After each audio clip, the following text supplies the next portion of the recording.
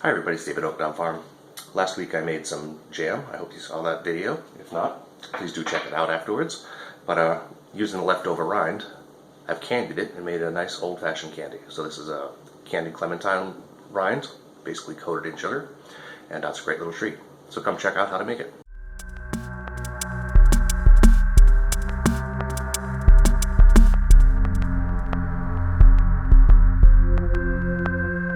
Okay, here's all my completed jellies from my previous video, and here's all the rinds now. And I'm going to make some nice candied rind.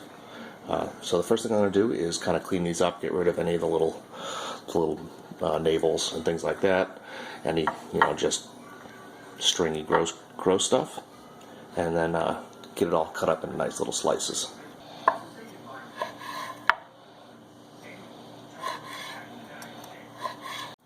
Okay, now I have a pot of water that's coming up to a boil, and I'm going to take all of the rind.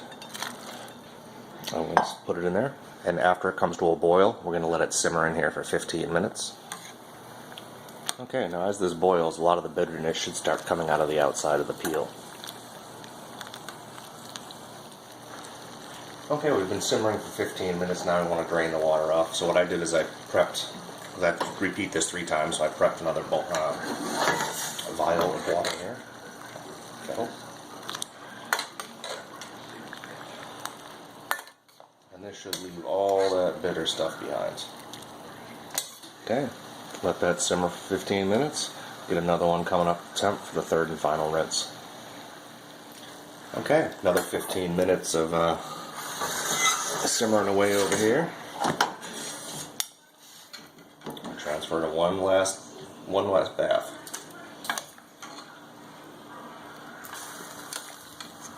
Next up, we need to make a simple syrup, and that's equal parts of water and sugar.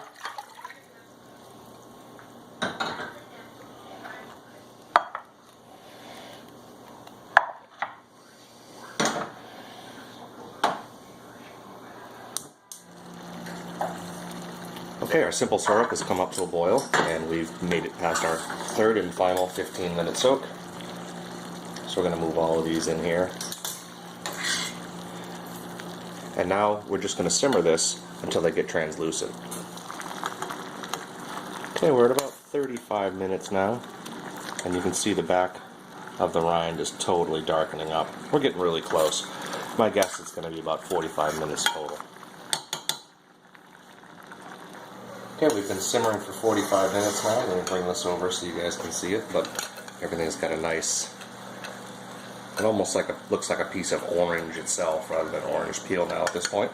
So we're going to strain this all off.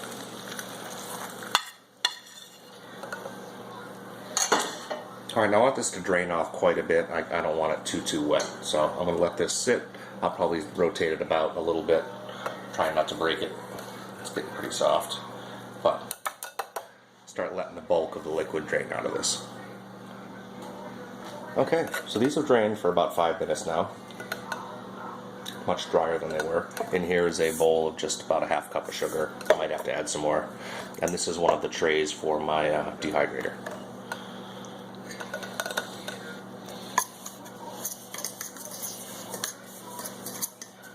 Knock these all around. They're going to all stick together, so you don't have to mess around with getting them apart.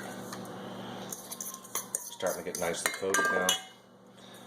So I'll just start spreading them on the tray. Okay, and there's my third tray.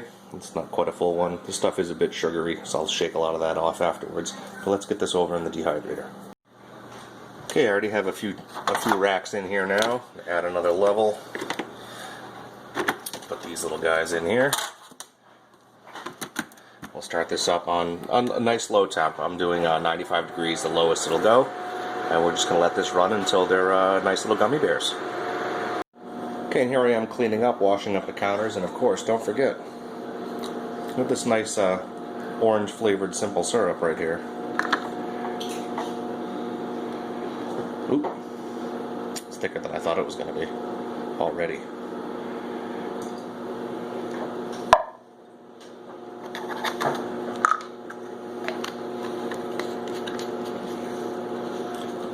Okay, certainly don't want to let that go to waste. Okay, here we are 48 hours later. And I probably didn't have to do it quite as long as this. It's a little bit firmer than it needs to be. But it is definitely dry and ready to go. So now this has way too much sugar on it. So I'm going to put it in a colander and shake off all the excess sugar.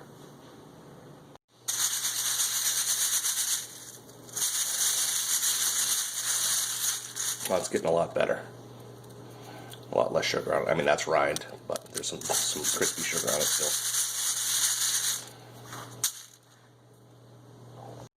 Okay, here we go. Here's the finished candy. Got a nice big bowl of it. You can keep it for a week or two in an airtight container out on the counter. And here is some of the syrup that is left over that we made earlier. So it's got a nice consistency like you would want, very similar to a maple syrup or something. So you can use this wherever you would use a syrup in your kitchen. Alright, well that was it. It's a little bit of a long process, but it's very, very simple, and then you get this great little treat.